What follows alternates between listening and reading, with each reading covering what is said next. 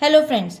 Now according to this expression we use BODMAS rule which dictates the correct order of operation. First we solve bracket, small bracket, curly bracket, then square bracket O. O stands for or we convert into multiplication, we solve roots and exponents. D stands for division, M stands for multiplication, A stands for addition, S stands for subtraction. According to this BODMAS sequence we'll break it down this expression by the step-by-step solution. First is solve brackets. Solve the operations inside the parentheses first. So first parenthesis 4 plus 4 is equals to 8. And according to this step, bracket always have the highest priority in BODMAS to ensure that the specific part of sum are grouped and solved together first.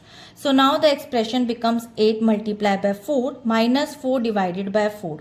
So now the second step says division. Look for any division operations over here. So first we divide the values 4 divided by 4 equals to 1 and now the expression becomes 8 multiplied by 4 minus 1.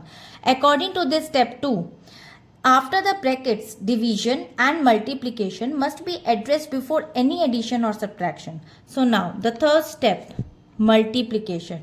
Perform the multiplication. 8 multiplied by 4 equals to 32. And now the new expression becomes 32 minus 1. According to this step, multiplication follows the division in the BODMAS hierarchy. So now the next step says subtraction. Perform the final operation. 32 minus 1 is equal to 31 and 31 is the final result of this expression.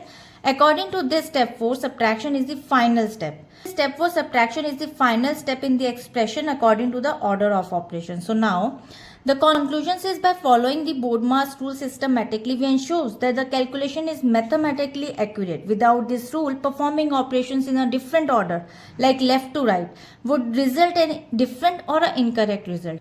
So I hope it is clear. We'll meet in the next video. Bye-bye.